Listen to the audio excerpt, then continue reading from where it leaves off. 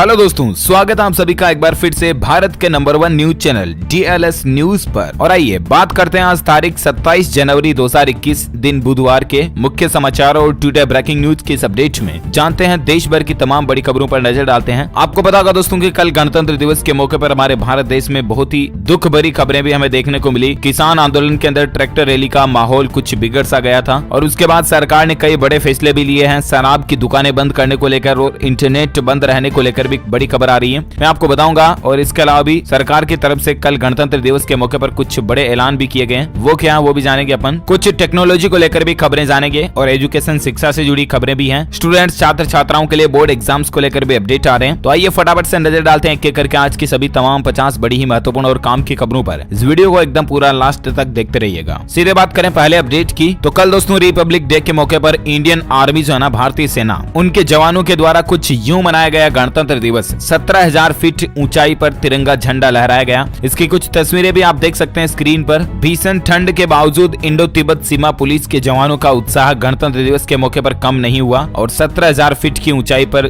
जय हिंद, भारत माता की जय के नारे गूंजे। ये वाकई में भारत के लिए अच्छी बात है। इसके अलावा गणतंत्र दिवस पर पीएम मोदी ने हल्लारी पगड़ी पहनी थी। ये जो लाल कलर का केसरिया रंग का मिक्स साफा जो नजर आ रहा है, ये हल्लारी पगड़ी है जो कि जामनगर के एक शाही परिवार के द्वारा पीएम मोदी को गिफ्ट की गई थी। इसके अलावा गणतंत्र दिवस को लेकर और किसान आंदोलन को लेकर कुछ अपडेट्स अपन आगे जानेंगे। फिलहाल खबर देखिए आप कि साल 2021 में भारत बनेगा दुनिया का सबसे तेज आर्थिक वृद्धि हासिल करने वाला देश, चीन रह जाएगा पीछे। जी हाँ, भारत के ग्रोथ और विकास को लेकर एक बहुत ही अच्छी खबर आ रही है। बजट से पहले भारत के लिए गुड न्यूज आई है। दरअसल IMF का ये कहना है दोस्तों की IMF जो कि इंटरनेशनल मॉनिटरी फंड एक ऑर्गेनाइजेशन है, उसका यह अनुमान लगाया जा रहा है कि साल 2021 में भारतीय अर्थव्यवस्था जो है, इंडियन इकोनॉमी, उसमें 11.5% की ग्रोथ देखने को मिलेगी। डबल डिजिट ग्रोथ वाला भारत दुनिया का यह पहला देश होगा, यानी कि साल 2021 में भारत की इकोनॉमी काफी अच्छी बूस्ट करेगी और भारत इस साल ग्रोथ के मुकाबले में चीन को भी पीछे छोड़ देगा। तो ये हम सभी भारतीयों के लिए वाकई में एक अच्छी और गौरव की बात भी है। बाकी दोस्तों आपको पता होगा कि 1 फरवरी 2021 को जब भारत का बजट अनाउंस किया जाएगा ना, तो उसमें सरकार की कुछ प्लानिंग हो सकती है, एक्सपेक्टेशंस और निकल कर आ रही है, जिसमें किसानों के लिए कुछ खास बड़े ऐलान हो सकते हैं। कृषि लोन बढ़ाने की भी तैयारी चल रही है। दरअसल सरकार जो है वो किसानों के लोन का कर्ज का लक्ष्य बढ़ाकर 19 लाख करोड़ रुपए तक कर सकती है। इस साल 15 लाख करोड़ का टारगेट है। बजट के अंदर सरकार किसानों का जो लोन का बजट है वो बढ़ा सकती है, ऐसी प्लानिंग चल रही है। और बाकी दोस्तों इसके अलावा इस बार के बजट में फर्नीचर, फ्रिज, वॉशिंग मशीन, इन पर बड़ा ऐलान हो सकता है। आखिर क्या चीजें सस्ती और क्या चीजें महंगी हो सकती हैं, तो इसको लेकर एक प्लानिंग चल रही है कि करीब 20 प्रोडक्ट्स पर आयात शुल्क घट सकता है। जी हाँ दोस्तों, अगर सूत्रों का अनुमान सही रहा तो फर्नीचर का कच्चा माल, कॉपर, स्क्रैप, केमिकल, टेलीकॉम उपकरण और रबर प्रोडक्ट्स पर कस्टम ड्यूटी में बदलाव किया जा सकता है। PTI की खबर के मुताबिक पॉलिश किए गए हीरे, रबर के सामान, चमड़े के जूते, दूर संचार उपकरण, कोलिन जैसे 20 से ज्यादा प्रोडक्ट्स पर आयात शुल्क में कटौती की जा सकती है और इसका असर इन सामानों की कीमतों पर, रेटों पर भी देखने को मिलेगा। कस्टम ड्यूटी घटने से कुछ सामान सस्ते हो सकते हैं और सूत्रों के मुताबिक इन सामानों पर आयात शुल्क में बदलाव करने से आत्मनिर्भर भारत अभियान को भी मदद मिलेगी और घरेलू मैन्युफैक्चरिंग को बढ़ावा मिलेगा, जिससे भारत का लोकल रोजगार बढ़ेगा और इससे यहाँ के लोगों को ज्यादा रोजगार मिलेगा, तो ज्यादा कमाई भारत की भारत में ही रहेगी। फर्नीचर वगैरह सस्ते हो सकते हैं। बाकी फ्रिज, वॉशिंग मशीन और इस तरह के इलेक्ट्रॉनिक्स आइटम्स पर टैक्स बढ़ सकता है, यानी कि ये चीजें महंगी हो सकती हैं। ऐसी प्लानिंग चल रही है। और बाकी देखते हैं ऑफिशियली सरकार की तरफ से 1 फरवरी 2021 को बजट के दौरान किन नई बातों का अनाउंसमेंट किया जाता है, वो अपडेट मैं आपको बता दूंगा अलग से DLS न्यूज के ऊपर। फिलहाल देखिए दोस्तों, राजधानी दिल्ली में सरकार का एक बड़ा फैसला है। 31 मार्च तक 5 दिन बंद रहेंगी शराब की दुकानें। सरकार की तरफ से ये बड़ा ऐलान किया गया है। जी हाँ, देश की राजधानी दिल्ली में 31 मार्च तक यानी कि लगभग 4-5 दिन तक शराब की दुकानें जो वो बंद रहेगी। दिल्ली आबकारी कमिश्नर राहुल सिंह ने सोमवार को इस संबंध में आदेश जारी करते हुए स्पष्ट कर दिया कि होटलों में शराब परोसने पर प्रतिबंध नहीं रहेगा। यह आदेश सिर्फ शराब की दुकानों पर लागू रहेगा। 26 जनवरी को गणतंत्र दिवस था और 27 को गुरु रविदास जयंती है और उसके बाद भी 28, 29, 30, 31 ये 4 दिन भी और शराब की दुकानें राजधानी दिल्ली में बंद रहने वाली है। इसके अलावा कुछ खास पर्व पर भी बंद रहेगी, जैसे 8 मार्च को स्वामी दयानंद सरस्वती की जयंती होगी, 11 मार्च को महाशिवरात्रि, 29 मार्च को होली के उपलक्ष्य में भी शराब की बिक्री पूर्ण रूप से बंद रहेगी, ताकि कोई शराब पीकर के इन त्योहारों के मौके पर उद्धव तांडव ना मचाएं। इसीलिए सरकार ये फैसले लेती है। और बाकी आपको पता होगा कल राजधानी दिल्ली में किसान भाई लोगों वगैरह का भी काफी मसला देखने को मिला। ऐसे में किसान आंदोलन को लेकर खबर आ रही है दोस्तों की, एक तो किसान आंदोलन के चलते कल अगर कोई ट्रेन नहीं पकड़ पाया ना, तो उन मुसाफिरों का पूरा पैसा रिफंड हो जाएगा। जी हाँ, भारतीय रेलवे की तरफ से ये ऐलान किया गया दोस्तों की कल किसान आंदोलन था और ऐसे में अगर आपने पहले से कोई ट्रेन की बुकिंग करा रखी थी लेकिन आंदोलन की वजह से आप अपनी गाड़ी नहीं पकड़ पाए, तो आप टेंशन ना लें, आपका कल की बुकिंग का जो पैसा है वो वापस रिफंड कर दिया जाएगा, पूरा पैसा आपको वापस मिल जाएगा। ये ऑफिशियली इंडियन रेलवे की तरफ से घोषणा कर दी गई है। अच्छा, किसान आंदोलन को लेकर जब चर्चा हो रही है ना, तो किसान आंदोलन को लेकर कुछ और अपडेट भी मैं आपको फटाफट से बता देता हूँ। आपको पता होगा दोस्तों, कल ही गणतंत्र दिवस के मौके पर किसानों ने जब ट्रैक्टर परेड निकाली थी ना, तो उस दौरान माहौल खराब हो गया और उसको लेकर कुछ हेडलाइंस न्यूज फटाफट से देखिए आप। कहीं किसानों पर फूल बरसे तो कहीं आंसू गैस के गोले। लाल किले में बवाल के बाद पुलिस ने लाठी चार्ज भी कर दिया था। ये कुछ वीडियो क्लिप्स भी इसको लेकर आप देख पा रहे। वहीं दोस्तों, कल राजधानी दिल्ली में कई इलाकों में इंटरनेट भी बंद कर दिया गया। आरटीओ में एक व्यक्ति की जान जाने की भी खबर आ रही है। कल ही राजधानी दिल्ली एनसीआर में कई इलाकों में रात 12 बजे तक इंटरनेट सेवा बंद रही और हिंसा के बाद ये फैसला लिया गया। दरअसल दोस्तों, गणतंत्र दिवस के दिन किसानों के ट्रैक्टर मार्च में हिंसा के बाद दिल्ली एनसीआर के कई इलाकों में इंटरनेट बैन कर दिया और हरियाणा के भी 3 जिलों में इंटरनेट को बंद किया गया। वहीं दोस्तों, दिल्ली के बाद पंजाब में भी पुलिस हाई अलर्ट पर है। 7 राज्यों से किसानों की रैली पर लाइव रिपोर्ट निकल कर आ रही। दोस्तों, अमृतसर में रैली के ट्रैक्टर ने 2 महिलाओं को कुचल दिया। फरीदाबाद में लाठीचार्ज के बाद धारा 144 भी लागू की गई। दिल्ली में ट्रैक्टर परेड के लिए कल ही पंजाब, हरियाणा और राजस्थान से किसान भाई लोग पहुंचे थे। दिल्ली के अलावा देश के कई अन्य शहरों से भी किसान आंदोलन के समर्थन में ट्रैक्टर परेड निकाली गई। इस दौरान दोस्तों, पंजाब के अमृतसर में रैली का ट्रैक्टर बेकाबू होकर कई लोगों पर चढ़ गया। हादसे में 2 महिलाओं की जान चली गई जबकि 5 लोग घायल भी हो गए। आंदोलन के चलते हरियाणा के मुख्यमंत्री मनोहर लाल खट्टर ने पानीपत का तय कार्यक्रम छोड़कर पंचकुला में तिरंगा फहराया। वहीं फरीदाबाद में भी किसानों ने बैरिकेडिंग तोड़ने की कोशिश की तो पुलिस ने उन पर लाठीचार्ज भी किया। तनाव के बाद यहाँ धारा 144 लागू कर दी गई है। वहीं किसान आंदोलन में हुई हिंसा पर किसानों की उग्रता पर बोले राकेश टिकैत कि ये सब पॉलिटिकल पार्टी के लोग हैं, सब चिन्हित हैं। जी हाँ, कृषि कानूनों के खिलाफ जब मंगलवार को किसानों द्वारा निकाली जा रही ट्रैक्टर परेड के दौरान कई जगहों पर किसान उग्र हो गए। आईटीओ और टिकरी बॉर्डर पर किसान बेकाबू हो गए। पुलिस के बैरिकेड वगैरह को तोड़ दिया ट्रैक्टर रैलियों ने। तो उसके बाद पुलिस ने लाठीचार्ज भी किया और कई जगहों पर आंसू गैस के गोले भी दागे। किसान लाल किले के परिसर तक में भी घुस गए थे। उसकी प्राचीर पर तिरंगा उतारकर निशान साहिब लगा दिया। वहीं भाकियू के नेता राकेश टिकैत ने किसानों के उपद्रव को लेकर कहा कि जिन्होंने भी ये सब किया वो सब हमारी नजर में है और सब लोग चिन्हित हैं। उन्होंने कहा कि ये जो सब उपद्रव कर रहे हैं ना, वो पॉलिटिकल पार्टी के लोग हैं, यानी कि किसी राजनीतिक मकसद से वो ऐसा कर रहे हैं। उनका कहना है कि हम किसान भाई लोग बिल्कुल भी ऐसा नहीं कर रहे हैं। किसान जो वो बिल्कुल शांतिपूर्वक प्रदर्शन कर रहे थे, लेकिन बीच में ही कुछ असामाजिक तत्व जो आए और उन्होंने इस तरह से माहौल को खराब किया। कुछ और हेडलाइंस न्यूज आप देख पा रहे होंगे। दिल्ली में बवाल के बाद गृह मंत्री अमित शाह ने इमरजेंसी मीटिंग भी बुलाई और किसान मोर्चा ने हिंसा की निंदा भी की है। राजधानी दिल्ली में किसानों की ट्रैक्टर रैली के दौरान हुई हिंसा की घटना के बाद देश के गृह मंत्री अमित शाह ने आपातकालीन बैठक बुलाई। करीब 2 घंटे तक वो बैठक चली थी, जिसमें आईबी निदेशक और गृह सचिव समेत तमाम आला अधिकारी भी मौजूद थे। बैठक में हालात की समीक्षा के बाद अनेक संवेदनशील स्थानों पर अतिरिक्त सुरक्षा बल तैनात करने के लिए भी कहा गया। सूत्रों के मुताबिक खुफिया एजेंसी को अभी भी हिंसा की आशंका है। इस बीच संयुक्त किसान मोर्चा ने भी बयान जारी करके कहा कि जिन्होंने हिंसा की है उनसे हमारा कोई लेना देना नहीं है। हिंसा करने वाले लोगों से हम खुद को अलग करते हैं। हम हिंसा की निंदा करते हैं और किसान मोर्चा ने कहा कि हम किसानों को गणतंत्र दिवस परेड में अभूतपूर्व भागीदारी के लिए धन्यवाद देते हैं। आपको बता दूं दोस्तों, कल ही गणतंत्र दिवस के मौके पर संयुक्त किसान मोर्चा ने ट्रैक्टर रैली निकालने की घोषणा की थी और इसी दौरान किसानों के निर्धारित मार्गों पर न जाने के बाद राष्ट्रीय राजधानी में कई स्थानों पर उनके और पुलिस के बीच मंगलवार को झड़प हो गई। यानी कि पहले इनके क्या के रूट तय थे कि इस रूट पर किसान भाई लोग जो है वो रैली निकाल पाएंगे ट्रैक्टर की, लेकिन जब किसानों ने रूट चेंज किया तो उसके बाद पुलिस ने उन पर कार्रवाई करना शुरू कर दी। फिर दोनों तरफ से माहौल बिगड़ा और लाठीचार्ज वगैरह की और अश्रु गैस छोड़ने की नौबत भी आ गई। और इस बीच जैसा कि मैंने आपको बताया, गृह मंत्रालय ने फैसला लिया था कि राजधानी दिल्ली एनसीआर में 15 सीआरपीएफ की अतिरिक्त कंपनियां भी तैनात होगी। इसके अलावा दोस्तों, आंदोलनकारी किसानों से नाना पटोले बोले कि महाराष्ट्र में लागू नहीं होंगे 3 कृषि कानून। जो केंद्र सरकार के 3 कृषि कानून है वो महाराष्ट्र राज्य में लागू नहीं किए जाएंगे। ये कहना है महाराष्ट्र विधानसभा के स्पीकर नाना पटोले की तरफ से। ये बयान निकल कर आ रहा। साथ ही खबर दोस्तों की दिल्ली में हिंसा के बाद पंजाब भी हाई अलर्ट पर है। पंजाब के मुख्यमंत्री कैप्टन अमरिंदर सिंह ने भी कुछ कहा। उन्होंने कहा दोस्तों की हालातों से निपटने के लिए पुलिस कर्मी चौकन्ना रहे और इसके अलावा पंजाब पुलिस ने हाई अलर्ट भी घोषित कर रखा है। मुख्यमंत्री कैप्टन अमरिंदर सिंह ने कहा कि दिल्ली में परेड के दौरान कुछ तत्वों द्वारा की गई हिंसा पूरी तरह अस्वीकार्य है, इसे मंजूर नहीं किया जा सकता। और सिर्फ पंजाब ही नहीं दोस्तों, ट्रैक्टर परेड के बवाल के बाद हरियाणा राज्य में भी हाई अलर्ट है। हरियाणा के कई जिलों में इंटरनेट सेवा वगैरह भी बंद कर दी गई, जैसा कि मैंने आपको बताया था। और वहीं दिल्ली हिंसा पर किसान नेताओं ने देश से माफी भी मांगी है। वो बोले कि ये उपद्रवी हमारे नहीं थे, ये कुछ राजनीतिक पॉलिटिकल पॉइंट ऑफ व्यू से भी आ सकते हैं। कुल मिलाकर के दोस्तों,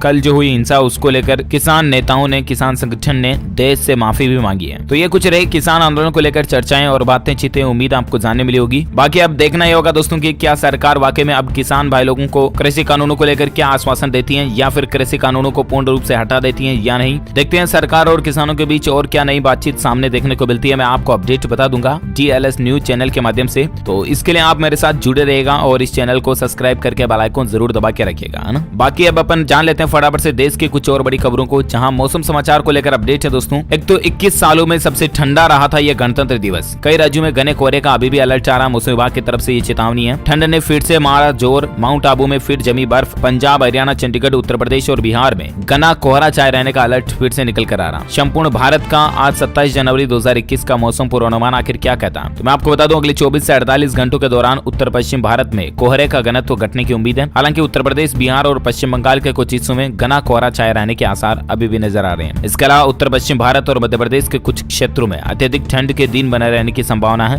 बिहार में भी कोल्ड डे की स्थिति बनी रह सकती है, यानी कि ठंड अभी भी वापस बढ़ सकती है दोस्तों। कुल मिलाकर के मौसम विभाग की तरफ से ये चेतावनी आ रही है। वही बात करें आज के पेट्रोल और डीजल के रेट्स को लेकर, तो राजधानी दिल्ली में 86 रुपए प्रति लीटर के पार पहुंच चुका है पेट्रोल डीजल, और अभी भी इसके पेट्रोल डीजल के दाम महंगे हुए हैं। मुंबई में तो पेट्रोल का दाम 92 रुपए 62 पैसे चल रहा है। डीजल चल रहा है मुंबई में 83 रुपए 3 पैसे। और भी कुछ बड़े बड़े महानगरों के पेट्रोल और डीजल की रेट लिस्ट आप स्क्रीन पर देख सकते हैं, क्योंकि अभी मैं एक एक को बोलूंगा तो बहुत ज्यादा लेट हो जाएगा। अपन सीधा आगे बढ़ते हैं अगली खबर में, जहां आज के ताजा कोरोना वायरस के आंकड़ों की अगर बात करें ना दोस्तों, तो पिछले 24 घंटों के दौरान भारत में 11,500 के लगभग नए संक्रमित केस देखे गए, और उसके बाद कुल संक्रमित आंकड़ों की संख्या भारत में 1,06,89,000 से भी ज्यादा हो चुकी है, जिसमें से 1,74,000 एक्टिव केस हैं, यानी कि सक्रिय हैं, जिनका अभी इलाज चल रहा है, जबकि 1,03,00,000 से भी ज्यादा मरीज ठीक हो चुके हैं, रिकवर हो चुके हैं। 1,03,56,000 से भी ज्यादा है ना। वही इस वायरस के कारण भारत में जान जाने वाले लोगों की कुल संख्या का आंकड़ा 1,53,724 से भी ज्यादा पहुंच चुका है। ओके, तो ये रहा आज का ताजा भारत का कोविड डेटा। और आइए अब मैं आपको फटाफट से बता देता हूँ देश से जुड़ी कुछ और बड़ी खबरों के बारे में, जहां पहले नजर डालते दोस्तों शिक्षा से संबंधित एजुकेशन को लेकर क्या अपडेट आ रहे हैं। तो खबर देखिए, पहले तो मध्य प्रदेश में बोर्ड परीक्षाओं के पैटर्न को बदल दिया गया। अब आपको एग्जाम में OMR सीट दी जाएगी, और इसके अलावा लिखकर भी जवाब देना होगा। दरअसल दोस्तों कोरोना महामारी का हाई स्कूल और हायर सेकेंडरी की बोर्ड परीक्षाओं पर भी असर पड़ रहा है, और इन्हीं कोरोना के माहौल को देखते हुए मध्य प्रदेश माध्यमिक शिक्षा मंडल ने इस बार परीक्षा के पैटर्न में कुछ बदलाव किए। परीक्षाओं में अब OMR सीट भी इस्तेमाल होगी, और हर पेपर में 50 प्रश्न होंगे। कुल अंक 100 ही रहेंगे।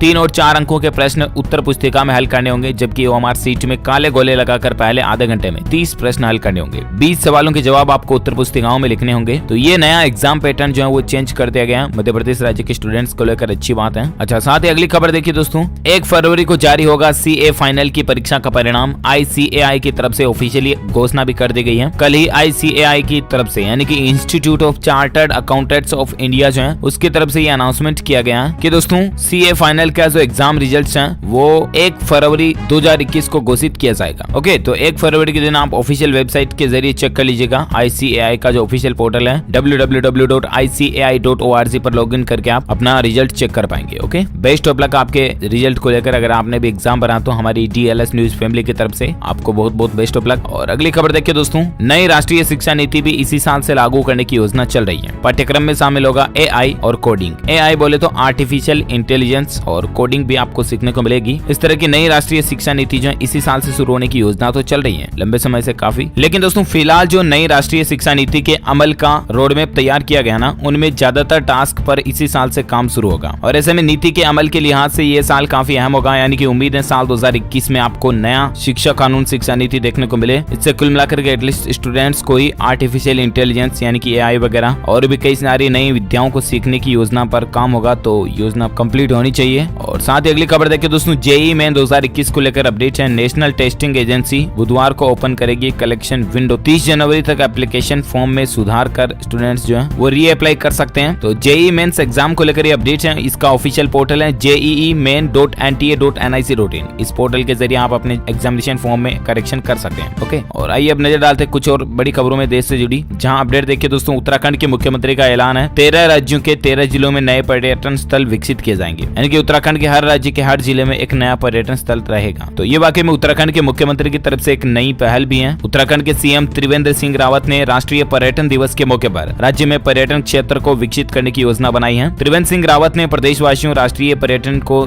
बढ़ावा देने को लेकर उत्तराखंड के CM की अच्छी पहल है। और अगली खबर देखिए, टेक्नोलॉजी को लेकर अपडेट है दोस्तों। गूगल कंपनी की तरफ से बड़ा फैसला है। अब इन एंड्रॉइड स्मार्टफोन पर काम नहीं करेगा वीडियो कॉलिंग ऐप। जी हाँ, गूगल का जो वीडियो कॉलिंग ऐप आता है ना, गूगल DUO गूगल डुओ करके, वो जल्द ही अनसर्टिफाइड एंड्रॉइड स्मार्टफोन पर काम करना बंद कर देगा। 9to5 गूगल की एक रिपोर्ट के मुताबिक इस वीडियो कॉलिंग ऐप के अपडेट कोड में ये बात की जानकारी दी गई है। तो 9to5 गूगल की एक रिपोर्ट के मुताबिक इस वीडियो कॉलिंग ऐप के अपडेट कोड में ये बात की जानकारी तो मिल जाएगी। और जो अनसर्टिफाइड एंड्रॉइड स्मार्टफोन है ना, उनसे गूगल अपनी मैसेज सर्विस को बंद कर देगा गूगल डुओ के जरिए। अब ये अनसर्टिफाइड मॉडिफाइड एंड्रॉइड क्या होता है? तो वो एंड्रॉइड जिन्हें आप या तो क्रैक करते हो या तो अगर आपका ऑपरेटिंग सिस्टम बहुत ज्यादा ओल्ड है तो उन स्मार्टफोन्स पर अब आप गूगल डुओ का एंजॉय नहीं कर पाओगे, ठीक है ना। तो अपडेट करा ले आप सिस्टम को। और अगली खबर देखिए, बिहार राज्य में दिव्यांगों को लेकर सरकार ने एक बड़ा फैसला लिया। अब नौकरियों में 4 तो फिर उच्च शिक्षा में 5% आरक्षण मिलेगा इनको। जी हाँ, बिहार सरकार ने राज्य के अधीन सेवाओं की बहाली में दिव्यांगों को 4% और उच्च शैक्षणिक संस्थानों में दाखिले में 5% तक आरक्षण देने का फैसला किया। तो ये बिहार सरकार की तरफ से अपडेट है। और साथ ही अगली खबर देखिए दोस्तों, टेक्नोलॉजी को लेकर और एक अच्छी खबर है कि फोन के कैमरे से ट्रांसलेशन कर पाओगे अब आप। गूगल लेंस को एक नया फीचर मिलने जा रहा। दरअसल स्मार्टफोन से ट्रांसलेशन के लिए जब आपको टेक्स्ट तक टाइप करने की जरूरत नहीं होगी और सामने लिखे टेक्स्ट पर केवल स्कैन का कैमरा पॉइंट घुमाना होगा। और सर्च इंजन कंपनी गूगल जो वो पिछले साल कुल मिलाकर के गूगल का नया फीचर है जहां आप फोटो से स्कैन करके टेक्स्ट को यूज कर पाओगे, ठीक है ना। बाकी दोस्तों, पश्चिम बंगाल सिविल सेवा परीक्षा के उम्मीदवारों के पास फिर से मौका है। 28 जनवरी से वो एडिट कर पाएंगे अपने एप्लीकेशन फॉर्म को। तो ये भी वेस्ट बंगाल सिविल एग्जाम को लेकर अपडेट है। और वहीं इधर मध्य प्रदेश के मुख्यमंत्री शिवराज सिंह की तरफ से बड़ा ऐलान भी कर दिया गया है। इन किसानों के खातों में डाले जाएंगे 400 करोड़ रुपए। दरअसल मध्य प्रदेश के मुख्यमंत्री शिवराज सिंह सरकार की तरफ से जल्दी किसानों के खातों में 400 करोड़ रुपए आने वाले हैं। वो क्यों? तो दरअसल 26 जनवरी के मौके पर मध्य प्रदेश के मुख्यमंत्री शिवराज ने ऐलान किया दोस्तों की 30 जनवरी को 20 लाख किसानों के खातों में योजना के तहत 400 करोड़ रुपए डाले जाएंगे। फरवरी और मार्च के महीने में भी 400 करोड़ रुपए ट्रांसपोर्ट किए जाएंगे। सीएमओ के मध्य प्रदेश के हैंडल की तरफ से ये जानकारी साझा की गई है। ओके दोस्तों, तो इस कड़ी में आज दिन भर की तमाम बड़ी खबरें, मुख्य समाचार, टुडे ब्रेकिंग न्यूज का अपडेट वीडियो यहीं फिनिश होता है। वैसे आप मुझे नीचे कमेंट करके जरूर बताएगा कि आपको क्या लगता है दोस्तों, किसान आंदोलन को लेकर सरकार और किसानों के बीच में क्या कुछ मुद्दे पर बातचीत होनी चाहिए अब, और कमेंट करके मुझे जरूर बताएगा। और बाकी इस वीडियो को लाइक करना, शेयर भी करना अपने दोस्तों के साथ फेसबुक और व्हाट्सएप पर। और अगर आप DLS न्यूज चैनल पर पहली बार आए हैं ना, तो चैनल को सब्सक्राइब करके बेल आइकन भी जरूर दबा देना ताकि आपको रोजाना के ताजा अपडेट्स तुरंत आपके मोबाइल पर मिलते रहेंगे। Thank you, take care, good bye, जय हिंद, जय भारत, वंदे मातरम।